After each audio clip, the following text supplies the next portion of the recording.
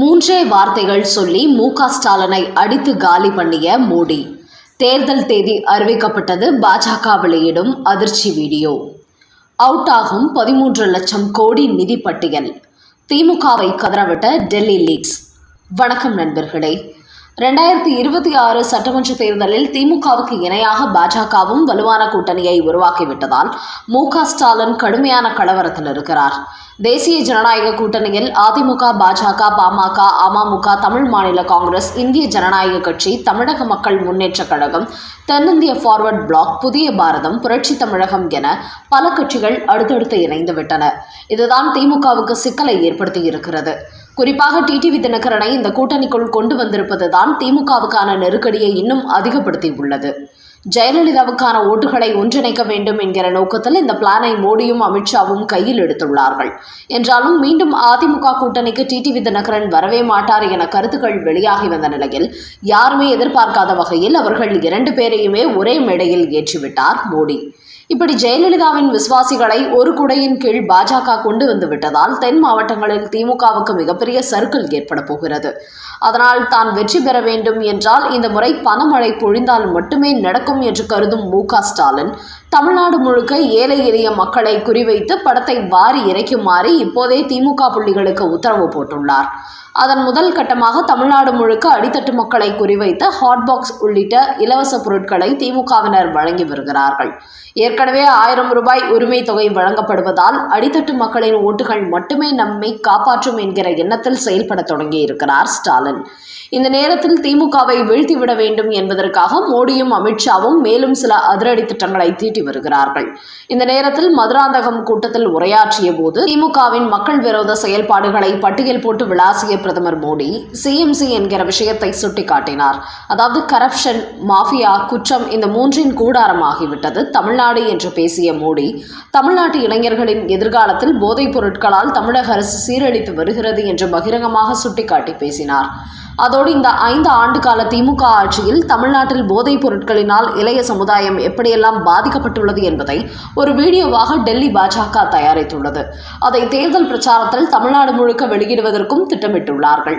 இதன் காரணமாக இந்த வீடியோ வெளியாகும் போது தமிழக இளைஞர்கள் மட்டுமின்றி பெற்றோர்கள் மத்தியிலும் திமுகவுக்கு எதிரான ஒரு அலையை உருவாக்க முடியும் என்று டெல்லி மேலிடம் கருதுகிறது.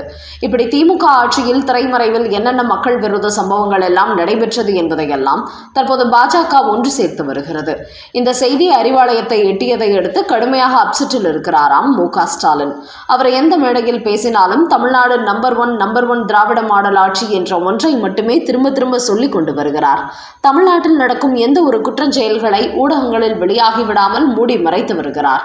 முக்கியமாக தமிழ்நாட்டுக்கு உரிய நிதியை தராமல் மத்திய பாஜக அரசு வஞ்சித்து வருவதாக மு.க. ஸ்டாலின் பொய் பிரச்சாரம் செய்து வருவதால் தான் மத்தியில் ஆட்சிக்கு வந்த பிறகு தமிழ்நாட்டுக்கு என்னென்ன வகையில் எவ்வளவு நிதி ஒதுக்கீடு செய்யப்பட்டுள்ளது என்கிற ஆதாரத்தையும் பிரச்சாரத்தின் போது வெளியிடப் போகிறோம் என்றார் மோடி.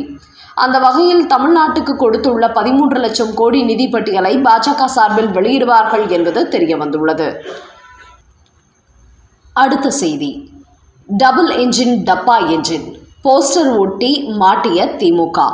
உச்சகட்ட பீதியில் மு.க. ஸ்டாலின். தேசிய ஜனநாயக தேர்தல் கூட்டணி உருவானதிலிருந்தே மு.க. ஸ்டாலினுக்கு புதுவிதமான அச்சம் ஏற்பட தொடங்கிவிட்டது. குறிப்பாக தேசிய ஜனநாயக கூட்டணி வலுவாக உருவாவதற்கு முன்பு இந்த முறை எப்போதும் போல் திமுக, அதிமுகவுக்கு இடையிலான போட்டி என்றுதான் கூறியிருந்தார் மு.க. ஸ்டாலின். அதாவது விஜயை நாங்கள் போட்டியாகவே எடுத்துக்கொள்ளவில்லை என்பதை வெளிப்படுத்தவே இப்படி அவர் கூறினார். அதையடுத்து எடப்பாடிக்கு எதிரான செய்திகளை அடுத்தடுத்து வெளியிடத் தொடங்கினார் மு.க. ஸ்டாலின்.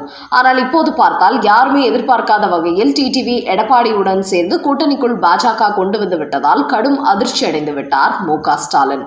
தென் மாவட்டங்களில் தங்களுக்கு வரவேண்டிய பெருவாரியான தொகுதிகள் இந்த முறை காலியாக போகிறது என்பதை அவர் புரிந்து கொண்டார். அதோடு சட்டமன்ற தேர்தலில் பாஜக தமிழ்நாட்டில் பெரிய அளவில் ஆதிக்கம் செலுத்தப் போகிறார்கள் என்பதை புரிந்து கொண்ட மு.க. ஸ்டாலின் இப்போது மோடி பக்கம் திரும்பிவிட்டார்.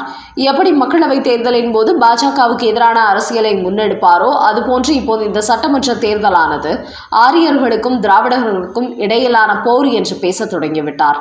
அந்த வகையில் மோடிக்கு எதிரான அரசியலை கையில் எடுத்துவிட்ட மு.க. ஸ்டாலின் தமிழ்நாட்டில் டபுள் என்ஜின் ஆட்சி என்று பிரதமர் மோடி மதுராந்தகத்தில் பேசிய விவகாரத்தை வைத்து கடந்த சில தினங்களுக்கு முன்பு டபுள் இன்ஜின் டப்பா என்ஜின் என்கிற ஒரு போஸ்டரை தமிழ்நாடு முழுக்க ஒட்ட வைத்தார். ஆனால் அந்த போஸ்டரில் அதை ஒட்டியது யார் என்கிற எந்த ஒரு பெயரையும் குறிப்பிடவில்லை. குறிப்பாக திமுகவின் பெயரையோ திமுக மாவட்டத்தின் நிர்வாகிகள் பெயர் என்று எதையும் குறிப்பிடாமல் மொட்டை கடுதாசி போன்று அந்த போஸ்டரை ஒட்டியுள்ளார்கள். என்றாலும் இதை திமுக தான் செய்திருக்க வேண்டும். அந்த போஸ்டரில் திமுகவின் பெயரை குறிப்பிட்டால் சட்ட ரீதியான நடவடிக்கை எடுப்பார்கள் என்பதற்காகவே இந்த மொட்டை கடுதாசி போஸ்டரை திமுக ஒட்டி இருப்பதாக பாஜகவினர் விமர்சனம் செய்து வருகிறார்கள். குறிப்பாக பாஜக கூட்டணி மு.க. ஸ்டாலின் எதிர்பாராத வகையில் வலுவாக உருவாகிவிட்டதால் அவருக்கு பயம் அதிகரித்துவிட்டது. அதன் காரணமாகவே ஏதாவது ஒரு வகையில் மோடியை விமர்சிக்க வேண்டும் என்பதற்காகவே இந்த டபுள் என்ஜின் டப்பா என்ஜின் என்கிற விவகாரத்தை மு.க. ஸ்டாலின் கையில் எடுத்திருக்கிறார். அந்த வகையில் பாஜக தலைமையிலான ஆட்சி தமிழ்நாட்டில் வந்துவிடுமோ என்கிற அச்சம் மு.க. ஸ்டாலினுக்கு ஏற்பட்டுவிட்டது. அந்த பதட்டம்தான் இப்படியெல்லாம் மோடிக்கு எதிராக அவரை போஸ்டர் ஒட்ட வைத்துள்ளது என்கிற தகவல்கள் வெளியாகியுள்ளன. குறிப்பாக திருப்பரங்குன்ற விவகாரத்தில் இஸ்லாமியர்களின் ஓட்டுக்காக இந்துக்களுக்கு எதிராக செயல்பட்டதால் தமிழ்நாடு முழுக்க இந்துக்களின் மனநிலை மாறிவிட்டது என்பதால் தான் மு.க. ஸ்டாலினுக்கு இப்போதே தோல்வி பயம் அதிகரித்துவிட்டது. அதனால் தான் எடப்பாடி பழனிசாமியை விட்டுவிட்டு மோடிக்கு எதிரான அரசியல் செய்ய தொடங்கி இருக்கிறார் என்று பாஜக வட்டாரங்களில் கூறுகிறார்கள். அடுத்த செய்தி. 2026 சட்டமன்ற தேர்தலில் பாஜக 50 தொகுதிகளில் போட்டியிடுகிறதா? நயினார் நாகேந்திரன் வெளியிட்ட பட்டியல்.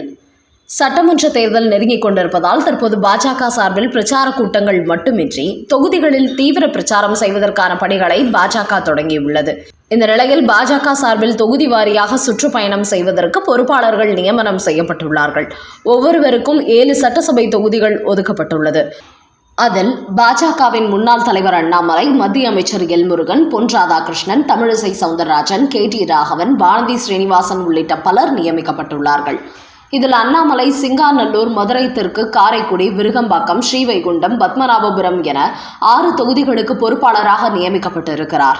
அதையடுத்து எல் முருகனுக்கு திருப்பரங்குன்றம், ராதாபுரம், வால்பாறை, திருப்பூர் வடக்கு, உதகமண்டலம் ஆகிய தொகுதிகளும், அவர்களைத் தொடர்ந்து தமிழிசை சவுந்தரராஜனுக்கு சென்னையில் உள்ள மயிலாப்பூர் மற்றும் நாங்குநேரி, கும்மிடிப்பூண்டி, பொள்ளாச்சி, கிள்ளியூர் போன்ற தொகுதிகள் ஒதுக்கப்பட்டுள்ளது. பொன் ராதாகிருஷ்ணனுக்கு பழனி, தென்காசி, மேட்டுப்பாளையம், பரமக்குடி ஆகிய தொகுதிகளும், வானதி ஸ்ரீனிவாசனுக்கு திருப்பூர் தெற்கு, கோயம்புத்தூர், குன்னூர் உள்பட பல தொகுதிகளும் ஒதுக்கப்பட்டுள்ளது. அதேபோன்று ராஜாவும் தேர்தல் பொறுப்பாளராக நியமிக்கப்பட்டிருக்கிறார். இப்படி இவர்கள் ஒவ்வொருவருக்கும் ஒதுக்கப்பட்டுள்ள தொகுதி எண்ணிக்கை வைத்து பார்க்கும்போது தமிழகத்தில் பாஜக 50 தொகுதிகளில் போட்டியிடுவது போல் தெரிகிறது. ஆரம்பத்தில் பாஜகவுக்கு 56 தொகுதிகள் கேட்டதாக கூறப்பட்ட நிலையில் தற்போது நயினார் நாகேந்திரன் வெளியிட்டுள்ள பட்டியல் படி 50 தொகுதிகள் பாஜகவுக்கு ஒதுக்கப்பட்டிருப்பது தெரியவந்துள்ளது.